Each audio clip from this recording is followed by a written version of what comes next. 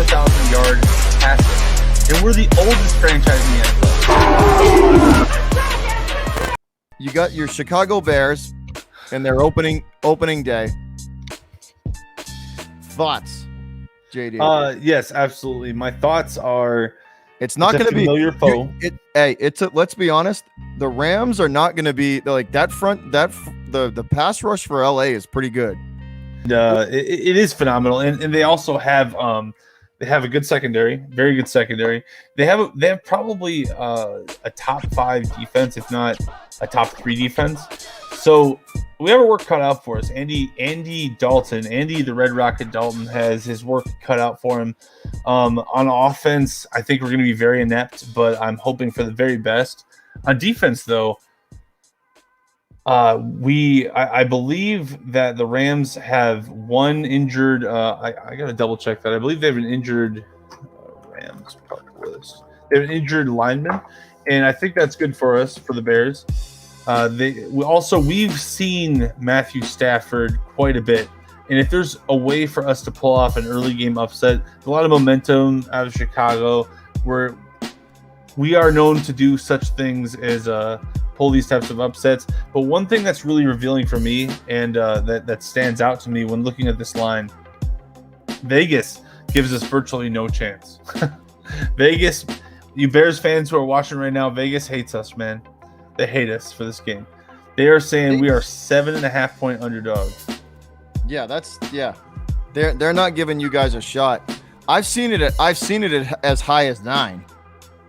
Yeah, that's on other betting sites. Like I've seen it as high as 9. They're really not giving. So, I mean, that's what they think of us. So if we can pull off an upset here, bear fucking down, baby.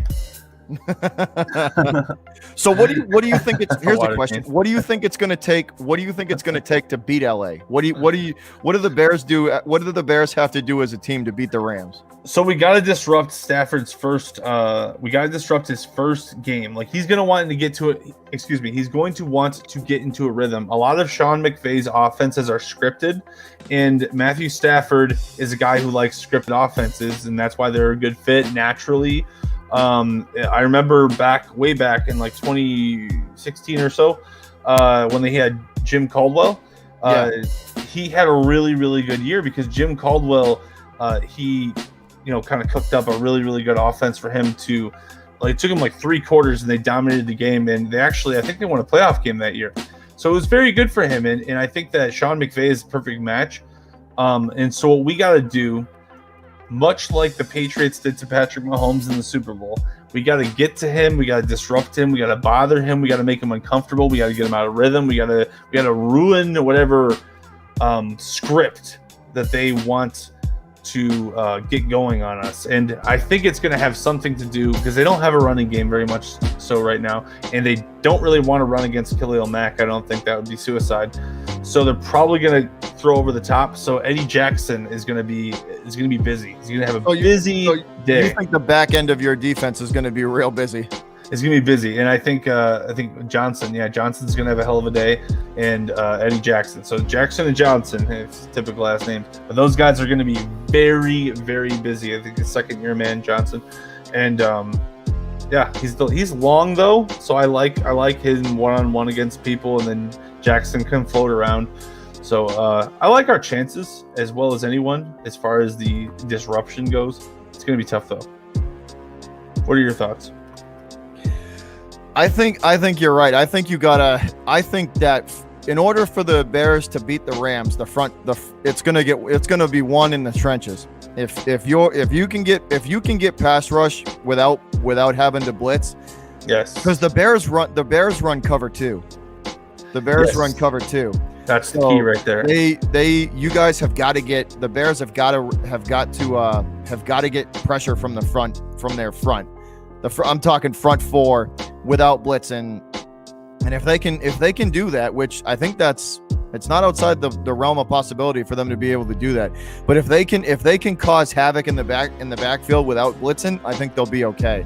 It's when they have to bring extra pressure, because Stafford can stand. One thing he did well in Detroit, and I think he's going to do well with LA, and I think McVay is going to feed on this, is the guy can stand tall in a pocket and deliver an accurate football, No question. And now that the Rams offensive line is a lot better than Detroit's, so he's going to have extra time to do that.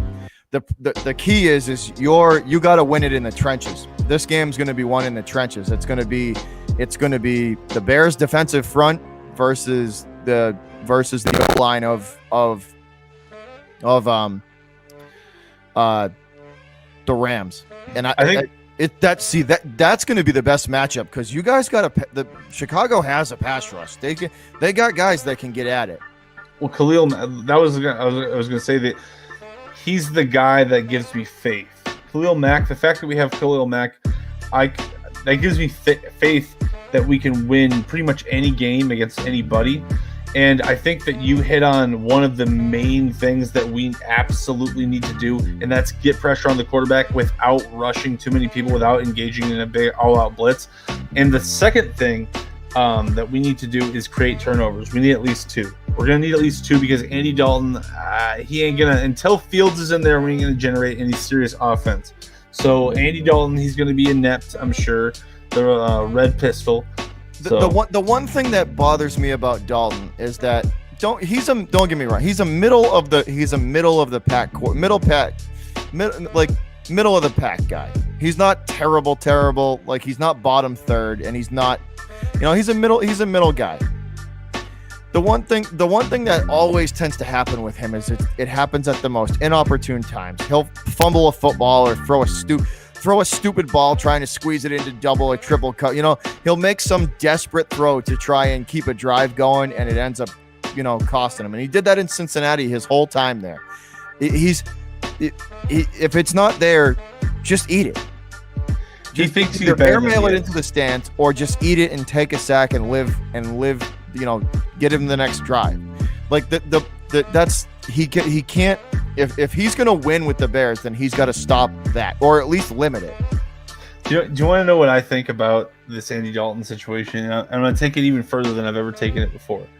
And I've thought about it a lot. I've meditated on it, man. Just like I've really gotten into this, man. I've thought about it a lot. So what are the things I think about it? So I think that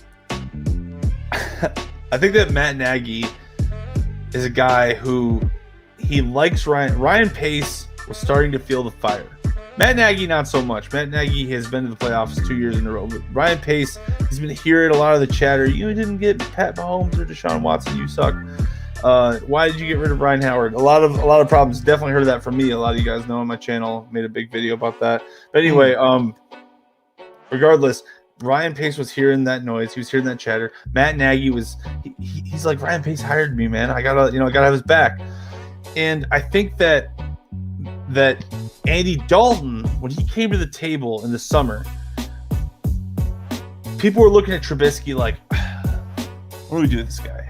Like, what do we do with this guy? Like, I don't know what to do with him. And Andy Dalton came to the table. He said, dude, I'm the best, man. I got you. I can save your job. I can take you to the playoffs. I've been in the playoffs like 5 times. Yeah, we didn't win anything, but I went there 5 times. We can go to the playoffs again. Keep your job. And he said, all right, man, I promise you, you're the starter. And once we had the chance to get Justin effing Fields, we took it. All bets are yeah, off. We were like, wait, what did we say earlier? We don't care about that. But now you've already committed fully. Yeah. And you're also like, well, I'll take the time. Listen, they didn't commit nothing. The hell with that, right? It's look at what a perfect example. We said you could start the season. Listen, perfect example. Belichick hooked his wagons to Cam Newton hard last year and defended him through anything and everything. Belichick's a cold-hearted bastard when it comes to making decisions for the team. He'll make the decision that he thinks that's best for the team, for him, for the success of the franchise. Mac Jones, like we went over this in nauseum too. 20 out of 21 practices were his. He owned them, right? Clearly the better. Belichick's a cold-hearted SOB, man. He will make the decision. It does seriously. Yeah. You know it. I know it. He's a cold-hearted SOB, and he'll make the decision that he feels best. There's one thing on this planet that Belichick loves more than anything: winning. Winning the game, man. Winning the Super Bowl. That's everything. Just winning. He hates to lose. He hates to lose, regardless of the game. Regular season and playoff. He hates to lose. And he doesn't lose very much. He hasn't lost that much in his career, to be honest. And the thing about it is, I think that Matt Nagy. I don't know if Matt Nagy is the cold-blooded. I think Matt Nagy has a little bit of cold-bloodedness in him, but I don't know if he's as cold-blooded as Belichick. But also, you kind of said it too. He doesn't owe him anything. All he promised him was that he owes him nothing. He's the coach of the team. The guy's a player. I mean, I might be a cold-hearted SOB too, but it's like he owes him nothing. No, you're right. You're right. He doesn't owe him anything. You're not performing. Sit your ass on the bench, son. He definitely has fire under his ass. But this is what I would say about Andy Dalton. We promised you could start the season, so you get the first snap. We got everything after that. I don't know about everything after that, but the first snap is yours.